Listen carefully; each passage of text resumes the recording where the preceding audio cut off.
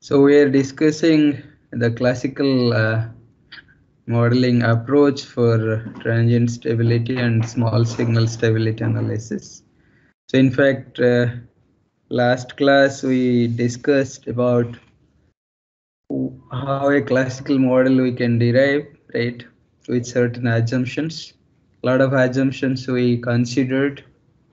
For example, like the excitation remains constant, the dynamics of the excitation is not considered, the damper winding effect is not considered, the dynamics of the governing turbine governor system is not considered, it is neglected, and therefore the input mechanical power is considered as constant. And also because of the excitation is assumed constant, so the voltage behind the internal EMF is also assumed to be constant.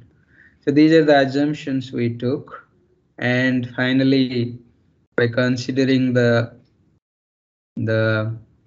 motion equation of motion for the rotor, we derived the swing equation last class. So we'll continue in this class, right? So this is the swing equation we derived last lecture, right? So that is your inertia constant h into d square delta m by dt square, that is equal to half of omega ms into pm minus p. So this omega ms is your synchronous speed, right, at which the rotor is assumed to be rotating under steady state condition, and your h is here, sorry, your h is your inertia constant, already we discussed in the last class, right? And PMP here, these are the power unit power, mechanical and electrical power developed, and delta M is your rotor angle, and this angle is of course angle between the rotor field axis and the rotating reference axis of the starter, which is rotating at the speed of omega ms. And if we'll see the relationship between the electrical and mechanical angle, considering the relationship between electrical and mechanical angle, if we have p number of poles in the synchronous machine, then we can always convert the mechanical angle into the electrical angle. This relationship already you know.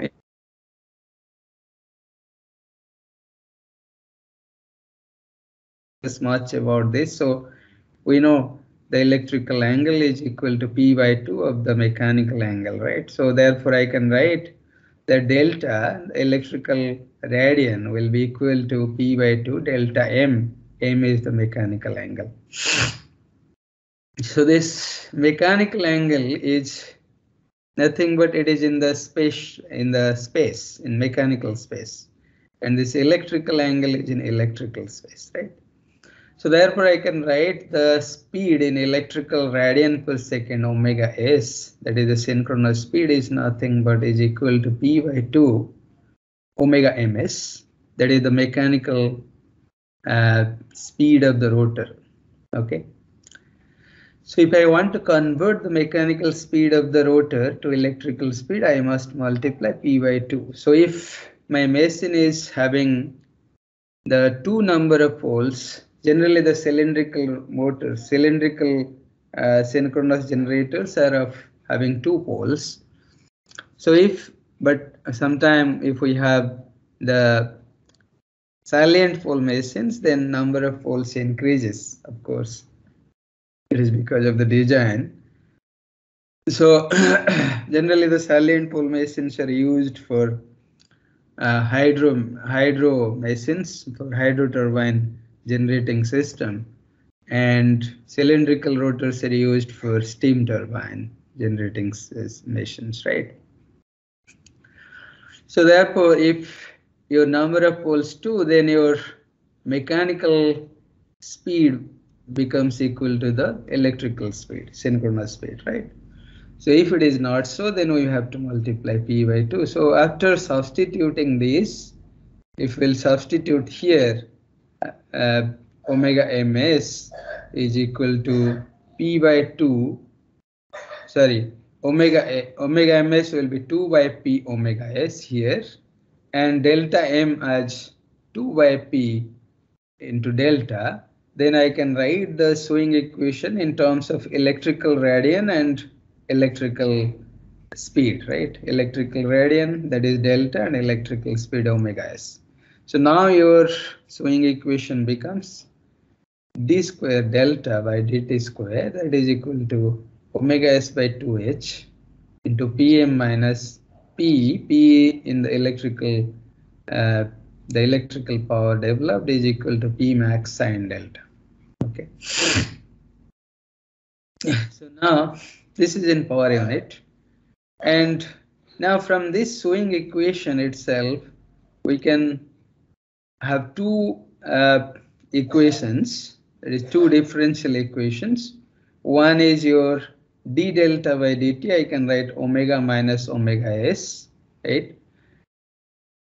And omega is actual speed of the rotor and omega s is the synchronous speed of the rotor. Both are in the electrical radian per second. Similarly, I can write d omega by dt is equal to pi fs by h Pm minus P max sine delta. So I have two equations, two differential equations. They are of course nonlinear differential equations, right? So two nonlinear differential equations. Now I need to solve this in order to find the response, right?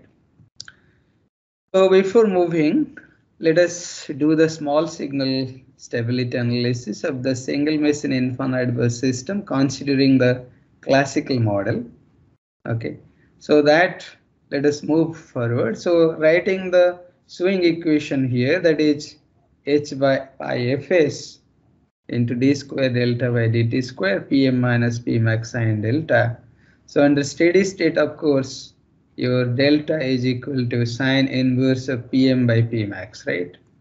This is under equilibrium, because last class we are discussing there are two equilibrium points. One is stable equilibrium point, other one is unstable equilibrium point. So this point is your stable equilibrium point, and this point is your unstable equilibrium point. Of course, we have two equilibrium points. One is at sine inverse Pm by P max, other one is pi minus sine inverse Pm by P max. So here it is represented. We can say that here at A, one equilibrium point, B is one another equilibrium point. The both are marked as delta naught, delta max. So delta naught is nothing but sine inverse of Pm by P max, and delta max, of course, pi minus sine inverse Pm by P max. So now we have steady state stable equilibrium point at A. So therefore, considering this point, we can linearize this swing equation, right? So let us linearize the linearize the single Meson infinite burst system. So a linear autonomous system can be represented in the form of state space as this. We know this very well. That is, we can represent a linear system, linear differential equation system. We can write it x dot equal to ax plus bu.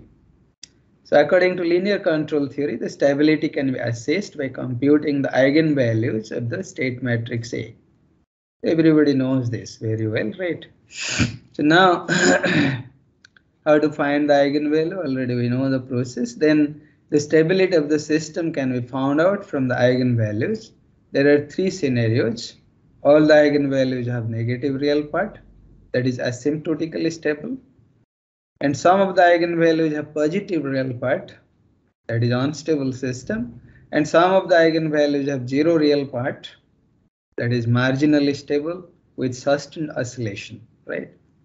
So therefore, we may have three conditions. when we are analyzing through the eigenvalue analysis, right? So the equations with SMIB model is nonlinear, and the eigenvalues can be found only for a linear system. Therefore, we need to linearize this system. So how will linearize it? So this is your steady state equilibrium point A, right? So around this point, we'll linearize it. If the rotor angle perturbation delta delta is very small, then we can assume that the system behaves in a linear fashion around the operating point A. Okay. So if suppose some perturbation took place and your delta moved, right? Your rotor angle moved by amount of delta delta, right? And it is very small, and we can assume that under this perturbation, this perturbed condition of delta delta, right, up to this, let us say, right, so delta delta, your delta delta, up to delta delta, we can have a linearized system because it is a small perturbation, and up to this point we can assume that the system is, the curve is also linear, right? The power curve, if you'll see, it is linear, right? And hence we can mathematically, this can be written by supporting the angle delta naught, by supposing the angle delta naught is perturbed by an angle of delta delta, then we can express the swing equation as follows. So now, by considering delta equal to delta naught plus delta delta and substituting this in the swing equation, we can write this, right? H by pi fs d square by dt square of delta naught plus delta delta. Okay. And Pm plus Pmax sine of delta naught plus delta delta. Now expanding this and expanding this, we'll find this in the left hand side and this in the right hand side. So of course delta naught is constant, so this term will become 0, right? This term will be cancelled out and only this term will remain. Okay. So this will be 0, and out of these terms we can just, by manipulating, we can find that just manipulating I can say that this cost, because delta is approximately, it is 0, so therefore cos of delta delta, I can write it as how can I write this? So it will become cos of delta naught sine delta delta will become 0, right? Sine of delta delta will become 0, and this term therefore will become 0 almost, and this will be cos of P max sine delta naught cos of delta delta, right? So therefore I can write Pm minus, okay, the left hand side is this, and right hand side I have Pm minus Pmax sine delta minus Pmax cos of delta delta. Now sine delta naught, there is something wrong, let me check. Pm minus Pmax, okay, sorry, it should not cancel out, I'm just this is wrong, I'm telling you. So because here it will remain h of this, right? Now Pm minus Pmax sine delta delta naught cos of delta delta plus cos of delta naught sine of delta delta. Okay, so now this will be Pm minus Pmax sine delta It will be P max sine, sorry, it will be P max sine delta naught. Okay. I think mistakenly it is mentioned. Sine delta naught, and this will be P max cos of delta naught into del delta. Yes, delta naught. It is delta naught. Del delta. Upper you have written del delta tends to 0 means sine del delta will be del delta, cos del delta will be 0. Yes. Yes. This will be delta. Delta and cos delta. So for small value of del delta, it will be equal to del delta. Yes. Yes, it is fine. Now it is fine. So it will be delta naught only, okay? Pm minus P max sine cos sine delta naught minus P max cos delta naught delta delta, okay? So therefore I can write by manipulating again in the left hand side. So left hand side only term will be here. This will be your only term, right? Because that will be cancelled. Of course, it will become 0 because it is under steady state. It will become 0, yes. And hence, the remaining terms will be minus P max cos of delta naught delta delta. Because here this term will cancel out. Under steady state, Pm is equal to P max sine of delta naught, right? So this will be 0, right? So only remaining term is minus P max cos of delta naught into delta delta. Okay, so here it is correct expression. Okay. Now I can write h by f pi fs d square delta delta by dt square plus ps delta delta, okay, equal to 0. Now from this equation we can, this is a linear equation, right? And another linear equation we have. So with these two equations I can form the state space model. So in case of synchronous generator, the rotor has damper windings due to which it acts as induction motor during transients. And this effect has to be considered while evaluating the stability of the system. But here we are not considering the damper winding. So therefore, the damping effect is not visible here. Only synchronizing torque is visible here. That is PS. Okay. It is because of the synchronizing torque. So PS is nothing but P max cos of delta naught. This is your PS. Okay. So that is because of the synchronizing effect. So damping torque effect is not visible here because we have neglected the damper winding effect in the classical model. So this effect of damper winding produces damping torque, which depends on the rate of change of the rotor angle, right? So this is, if we include the damping torque because of the damping winding, then PD will become equal to D times D delta by dt, right? Now, if we'll add the effect of damper, that is because of the damper winding, then I can add it here in this swing equation, linearized swing equation, that is h by pi fs d square delta delta by dt square plus d into d delta delta by dt. So this is because of the damping, okay, damping torque. This is because of the synchronizing torque, okay. And from this, I can write the characteristic equation. So from the characteristic equation, I can find the roots which will show the eigenvalues, right? This is second order equation. So of course, we have only two eigenvalues for this, right? So this I can write s square 2 zeta omega n s plus omega n square. So with using this equation and considering different coefficients zeta omega n, right?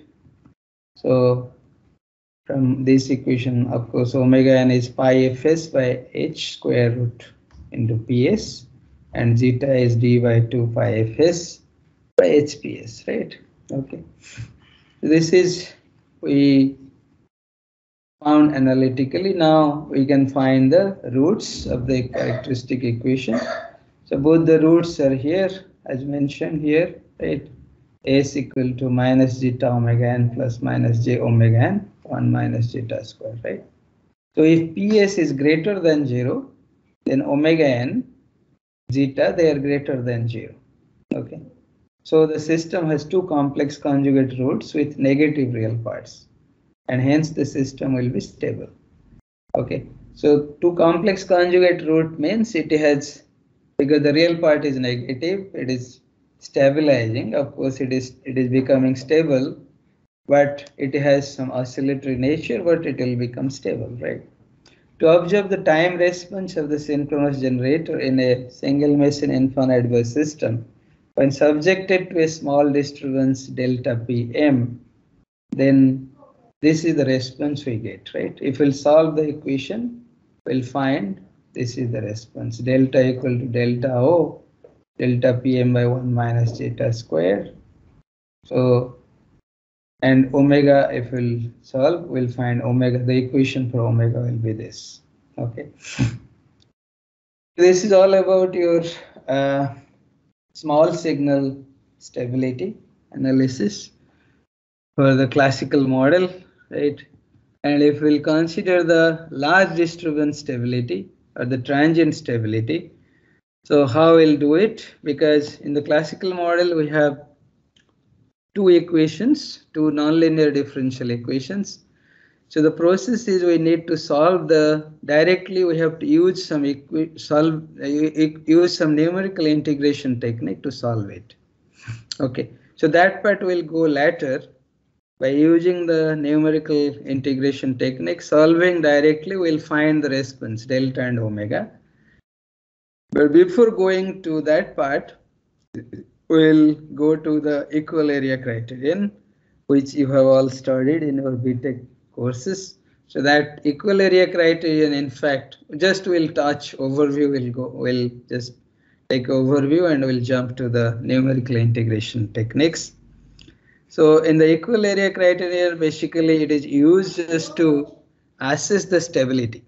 The stability margin can be assessed very easily using the equal area criterion. We can also find the critical clearing angle and critical clearing time using this equal area criterion, right? So this transient stability analysis is study of the system stability when subjected to severe faults like three-phase to ground, third circuit or major generator outage, etc.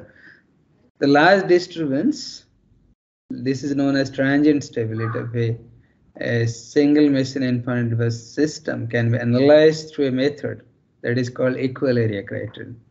So equal area criterion is thus just an analytical method just to give an assessment of the stability of the system. It will not give you a response of the system exactly, but through which we can assess the stability of the system, whether the system is stable or not. That assessment we can do. Okay. So equal area criterion can be obtained from swing equation very easily. Okay. So this is your swing equation. D square delta y dt square pi fs by h Pm minus P max sine delta. Classical model, right? So now just little bit expanding, manipulating here. I'm just adding here, multiplying here twice of d delta by dt, both left hand side and right hand side, and just doing some manipulation. Because when I multiply this, of course, it will become d by dt of d delta by dt whole square, right? So, and that will, in the right hand side also, the expressions will change. Now if I integrate both the side with respect to dt, then we'll get this equation, again integrating. So I'll get d by d delta by dt square 2 pi fs by h Pm minus P max sine delta d delta. So now from this df d delta by dt whole square, right? Now if I'll again integrate and take the square root. So just by integrating, I will have an expression of d by delta. Just take the integration both the side. Okay. So it will become d delta by dt square, and this will become 2 pi fs by h, here integration delta naught to delta Pm minus Pmax sine delta d delta, right? And in order to find d delta by dt, I have to take the square root. So this is your expression, right? D delta by dt will be equal to 2 pi fs by h integration delta naught to delta Pm minus Pmax sine delta d delta square root, right? So this is your expression. Now, now your d delta by dt under steady state condition, when the rotor achieves a steady state condition, it becomes 0, right?